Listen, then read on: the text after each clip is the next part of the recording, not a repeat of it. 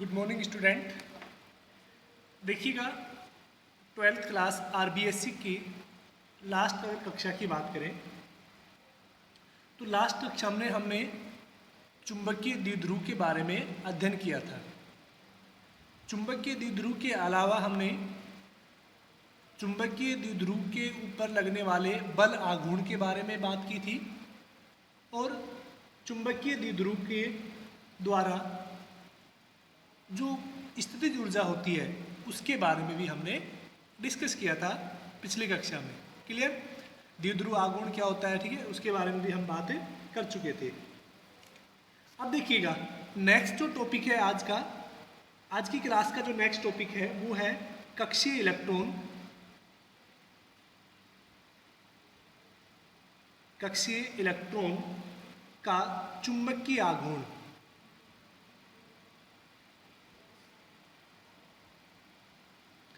जो कक्षीय इलेक्ट्रॉन का चुंबकीय आघूर्ण क्या होता है, आपको पता है कि जब भी कोई इलेक्ट्रॉन किसी कक्षा में गति करता है, जैसे ये इलेक्ट्रॉन की एक निश्चित कक्षा है, आपको पता है किसी भी जो कण होता है उसके अंदर इलेक्ट्रॉन एक निश्चित कक्षा में गति करता है, ठीक है। मान लेते कि ये इलेक्ट्रॉन है, ये गति कर रहा है। आपको पता है कि जब कोई इलेक्ट्रॉन गति करेगा तो उससे क्या होगी, विद्युत धारा उत्पन्न होती है, ठीक है। तो मान लेते कि माना कोई इलेक्ट्रॉन ई अपनी कक्षा में वृत्ताकार पथ पर गति कर रहा है, ठीक है।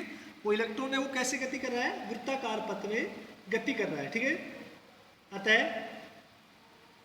अतः वह इलेक्ट्रॉन विद्युत धारा उत्पन्न करेगा। आपको पता है कि जब भी इलेक्ट्रॉन गति करता है तो विद्युत धारा उत्पन्न होती है, ठीक है। तो विद्युत धारा क्या करेगा, वो उत्पन्न करेगा, ठीक है। माना वृत्ताकार पथ की त्रिज्या r है। हमने मान लिया कि ये जो वृत्ताकार पथ की त्रिज्या है वो कितनी है, स्मॉल r है, ठीक है। अतः इलेक्ट्रॉन की कक्षा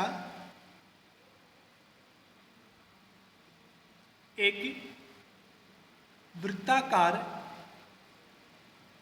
लूप की तरह व्यवहार करेगी,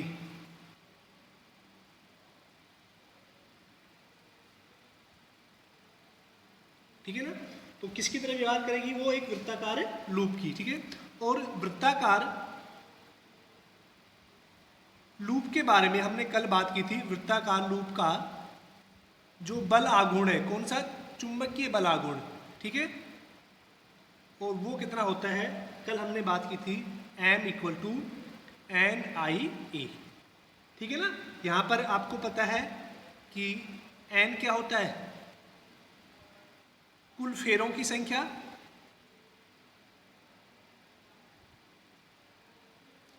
I क्या होता है, विद्युत धारा उस वृत्ताकार पथ में,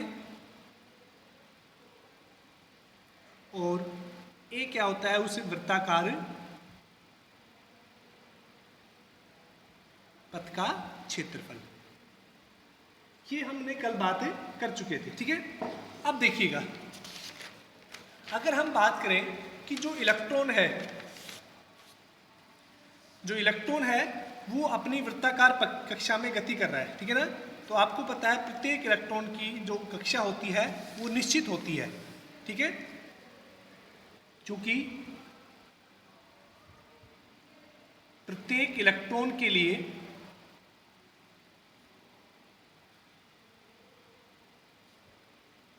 उसकी निश्चित कक्षा होती है,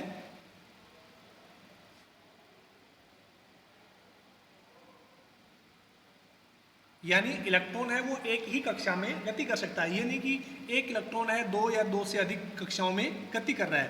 तो निश्चित कक्षा होगी तो उसके लिए n का मान कितना हो गया, 1 हो गया। और आपको पता है कि वो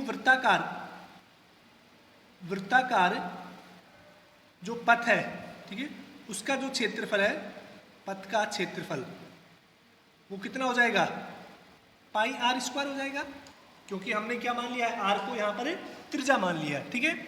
और विद्युत धारा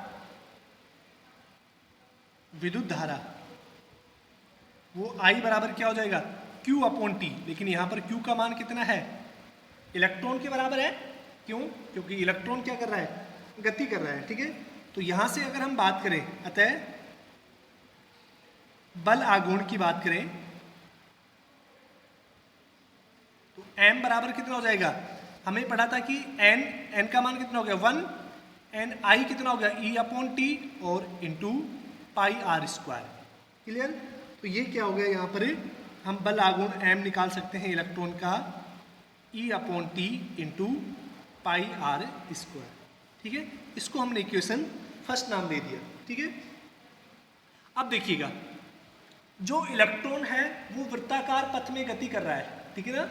इलेक्ट्रॉन कैसे गति कर रहा है, वृत्ताकार पथ में गति कर रहा है। तो वृत्ताकार पथ में जो टाइम पीरियड है अगर उसकी बात करें, ठीक है, तो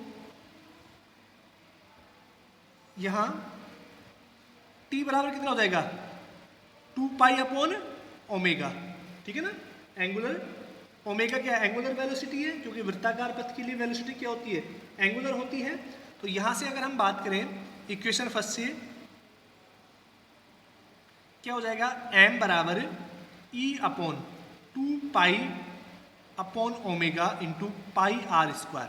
तो बच्चों पाई से पाई कैंसिल हो जाएगा और ये आपके पास कितना बचेगा, 1 upon 2 e omega r square. ये क्या हो गया, उसका बल आघूर्ण, ठीक है। यानी हम m को क्या लिख सकते हैं, half e omega r square. तो ये वृत्ताकार पथ में गति करने वाले इलेक्ट्रॉन का बल आघूर्ण होता है, ठीक है। अब देखिएगा, अगर हम बात करें कि कण की जो वेलोसिटी है वो कितनी गति है, v है। यदि इलेक्ट्रॉन की कक्षीय वेग, यानी जिस वेग से वो गति कर रहा है, यदि इलेक्ट्रॉन का कक्षीय वेग v है, तो आपको पता है v बराबर कितना होता है, r ओमेगा होता है। ये हमने रिलेशन पढ़ चुके हैं। तो यहाँ से वापस से अगर m की बात करें तो m कितना है, देखिएगा 1 upon 2 e omega r square है, ठीक है ना। तो यहाँ से देखिएगा, अगर हम ओमेगा की वैल्यू को हटाते हैं तो यहाँ से ओमेगा कितना हो जाएगा, v अपॉन आर। यहाँ पर पुट करते हैं तो m बराबर क्या हो जाएगा, half e v upon r into r square. Clear. तो यहाँ से m कितना हो गया, हाफ ई वी आर। ये भी किसका फॉर्मूला होता है, बल आघूर्ण का, ठीक है ना। इलेक्ट्रॉन के ऊपर जो बल आघूर्ण लगता है उसको किसी भी वृत्ताकार कक्षा के द्वारा लगाया गया बल आघूर्ण, ठीक है। काफ़ी इंपॉर्टेंट है एग्जाम के लिए। एक बार वापस से देखिएगा, वापस से समझाते हैं कि कक्षीय इलेक्ट्रॉन का चुंबकीय आघूर्ण, ठीक है। मीन्स मान लेते कि कोई भी इलेक्ट्रॉन है एक कक्षा में क्लॉकवाइज यानी घड़ी की दिशा में गति कर रहा है। तो आपको पता है जब इलेक्ट्रॉन गति करेगा तो उसमें क्या उत्पन्न होगी, विद्युत धारा उत्पन्न होगी।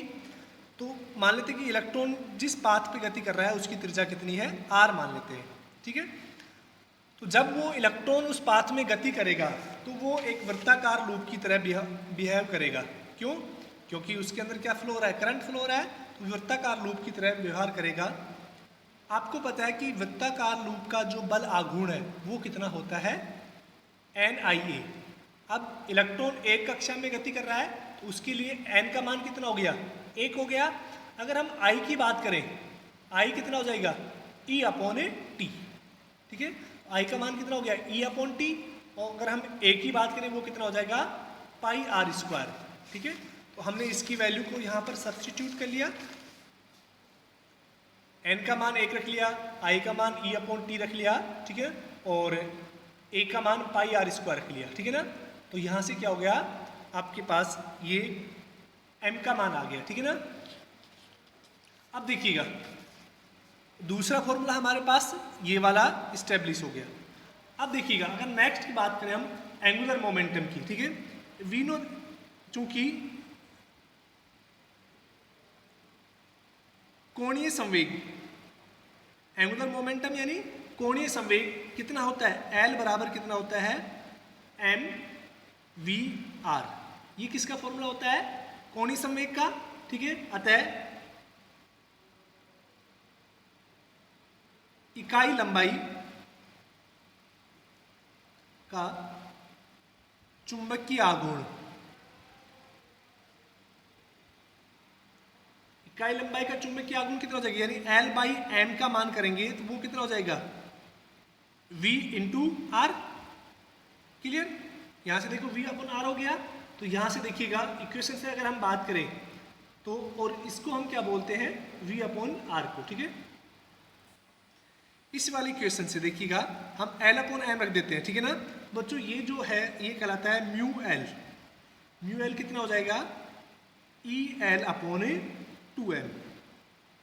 क्लियर, तो ये वाला जो है ये किसको नोट करता है, ये है समीकरण, इसको हम इक्वेशन 3 दे देते हैं।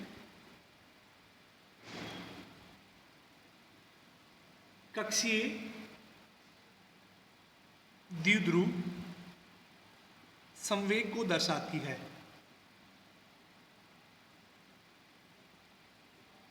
ठीक है,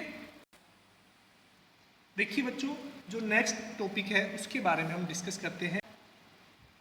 परिनलिका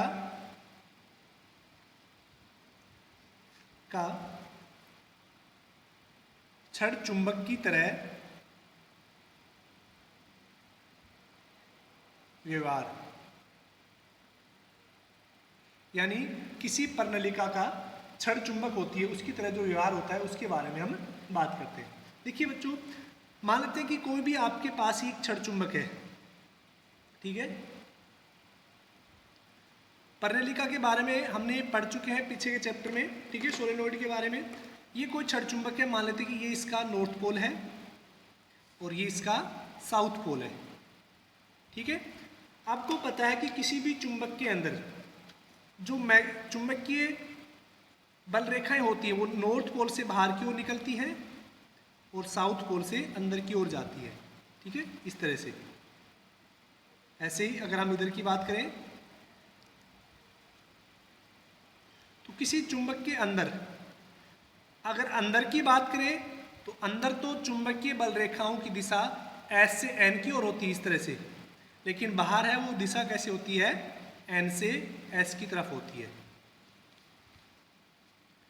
इसका मीन्स क्या हुआ कि जो चुंबकीय बल रेखाएं हैं वो क्या किसकी बात करती हैं, एक क्लोज लूप बनाती है, यानी बंद परिपथ का निर्माण करती है, ठीक है। तो किसी छड़ चुंबक तथा परिनलिका का व्यवहार समान होता है, ठीक है। अब देखिएगा हमने परिनलिका की अगर बात करी तो छड़ चुंबक होगी, ये किसके लिए है, छड़ चुंबक के लिए। अगर हम परिनलिका की बात करें सोलेनोइड, ठीक है ना, तो परिनलिका कैसी होती है, इस तरह से हेलिक्स की फॉर्म में होती है, स्प्रिंग लाइक स्ट्रक्चर।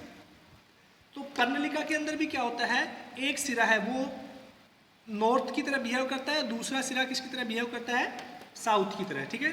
तो परिनलिका की अगर हम चुंबकीय बल रेखाएं खींचें तो वो कैसे होंगी, इस तरह से होंगी। क्लियर, यानी बाहर की तरफ तो कैसे होंगी, एन से एस की ओर होंगी, और अंदर की तरफ एस से एन की तरफ, यानी इस तरह से। तो दोनों का चुंबकीय क्षेत्र का पैटर्न क्या होता है, समान होता है, ठीक है। लेकिन परिनलिका के अंदर चुंबकीय क्षेत्र प्रबल होता है। ठीक है, तो ये आपको ध्यान रखना है, क्योंकि पर्णलिका के अंदर क्या होता है, जो चुंबकीय क्षेत्र होता है वो प्रबल होने का कारण क्या है कि उसके अंदर जो चुंबकीय बल रेखाएं हैं वो क्या होती हैं, पास पास होती हैं और एक दूसरे के क्या होती हैं, समांतर होती हैं। इसलिए पर्णलिका के अंदर जो चुंबकीय क्षेत्र है वो कैसा होता है, एक समान होता है। ठीक है, अगर हम उनकी बात करें स्ट्रक्चर की तो वो तो सेम होता है दोनों का, चाहे वो छड़ चुंबक हो या पर्णलिका हो। ठीक है, अब आपको पता है कि पर्णलिका के जो अक्ष पर है, ठीक है ना, पर्णलिका के अक्ष पर चुंबकीय क्षेत्र की तीव्रता, पिछले चैप्टर में हमने पढ़ा था कि पर्णलिका के अक्ष पर जो चुंबकीय क्षेत्र होता है अक्ष पर, वो कितना होता है, 2μ0m, m मैग्नेटिक मोमेंट होता है। ठीक है ना, 4πr3।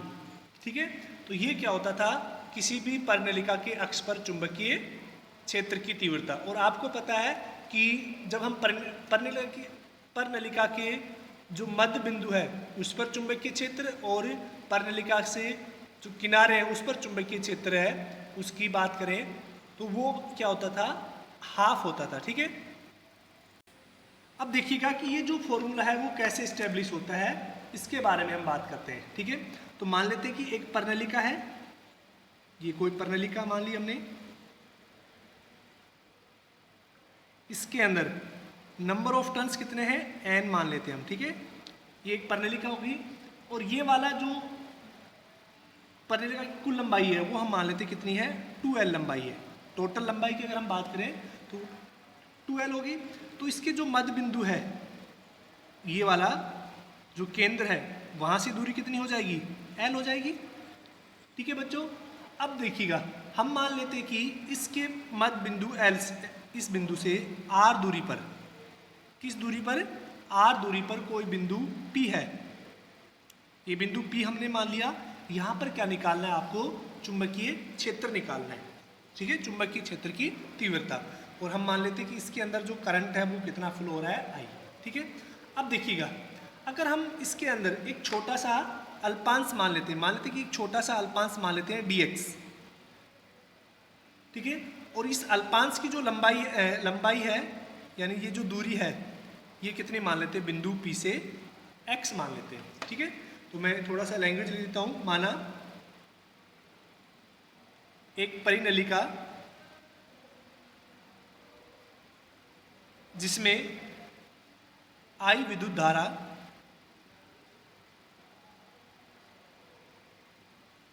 प्रवाहित हो रही है तथा परिनलिका के केंद्र से r दूरी पर कोई बिंदु P है जहां चुंबकीय क्षेत्र की तीव्रता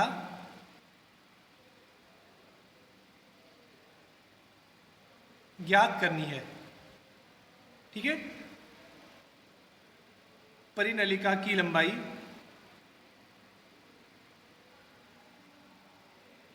कितनी मानी हमने, 2l मानी। ठीक है, तो ये हमने इसकी लैंग्वेज लिख दी कि एक 2l लंबाई की कोई पर्णलिका है और उसके मध्य बिंदु से r दूरी पर कोई बिंदु P है जहां पर क्या निकालना है आपको, चुंबकीय क्षेत्र निकालना है। ठीक है, अब आपको पता है चूंकि किसी वृत्ताकार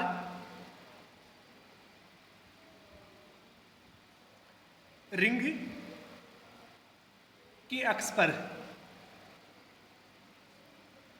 चुंबकीय क्षेत्र, ये हम पढ़ चुके हैं पिछले वाले चैप्टर में, वृत्ताकार अक्ष के रिंग के अक्ष पर चुंबकीय क्षेत्र कितना होता है, μ0/4π। ठीक है ना, 2πi/r² r² प्लस x² की पावर 3/2। ये होता था मेन फॉर्मूला। ठीक है ना, यदि कुल फेरों की संख्या,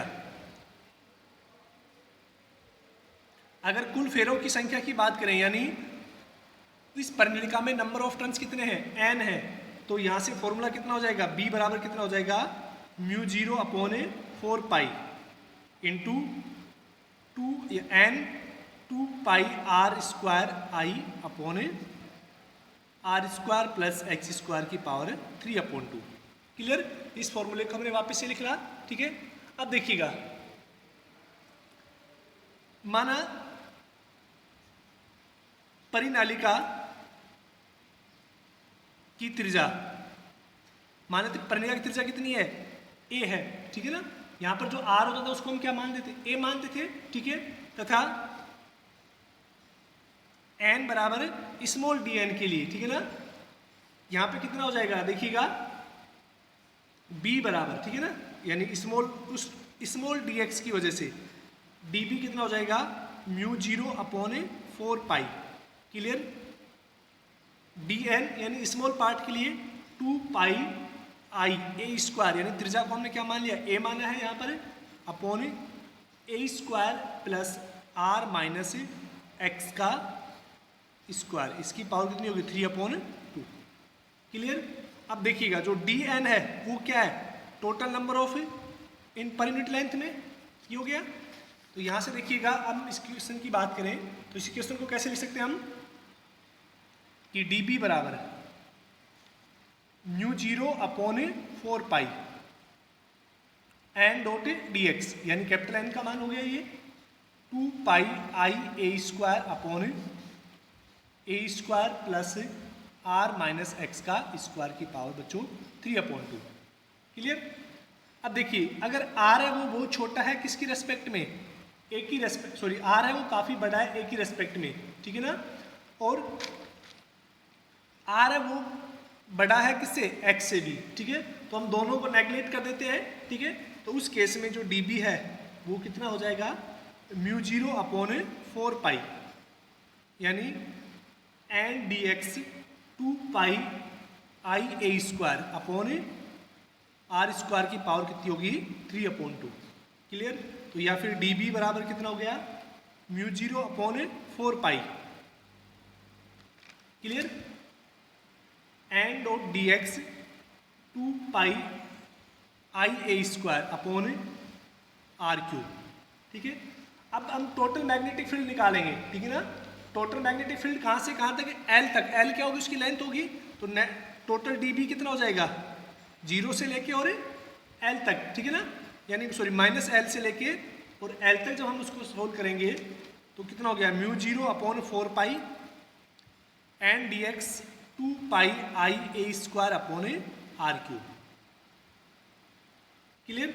यानी केवल dx बचेगा, हम जब उसको करेंगे तो ये कितना हो गया, b बराबर म्यू 0 अपॉन 4 पाई, जो भी कांस्टेंट है उसको हमने बाहर ले लिया, 2 pi into n I A square upon r cube, तो और अंदर क्या बचा, dx, तो dx का इंटीग्रेशन कितना होता है, x माइनस एल से लेके और प्लस एल तक, ठीक है बच्चों। तो ये क्या हो गया, आपके dx का इंटीग्रेशन कर लिया। अगर हम लिमिट रखेंगे, upper limit minus lower limit, तो उस केस में क्या हो गया कि b बराबर mu 0 upon 4 pi 2n pi I A square upon r cube, ठीक है। Upper limit l minus lower limit already minus की है, तो यहाँ से क्या हो गया, b बराबर mu 0 upon 4 pi 2n pi I A square upon r cube into 2l हो गया, l और l ऐड होकर कितना हो गया, 2l हो गया। यानी यहाँ से हम क्या लिख सकते हैं कि b बराबर म्यू 0 अपॉन 4 पाई, ठीक है, 2n pi I A square upon r cube into 2l। तो ये कितना हो गया, b बराबर म्यू 0 अपॉन 4 पाई इंटू 2 हो गया, 2 को हमने बाहर ले लिया, या और इधर 2 pi n I A square upon l into r cube, ठीक है। अब देखिएगा ये क्या होता है, अगर हम बात करें b की, तो 2 mu 0 upon 4 pi N dot 2l into आई इंटू पाई ए स्क्वायर, हमने सबको अलग कर लिया, अपॉन आर क्यूब। अब आपको पता है n dot two l dot I into pi r square यानी पाई ए स्क्वायर, ये किसके बराबर हो गया? मैग्नेटिक मोमेंट हो गया, यानी एन आई ए के बराबर। तो यहाँ से हम क्या लिख सकते हैं इसको? तो बी बराबर mu zero upon 4 pi 2m upon r cube. ये क्या होता है? सोलेनोइड के अक्ष पर चुंबकीय क्षेत्र। ठीक है बच्चों, तो आज के लिए इतना ही। Thank you. नेक्स्ट क्लास है वो कल बात करेंगे।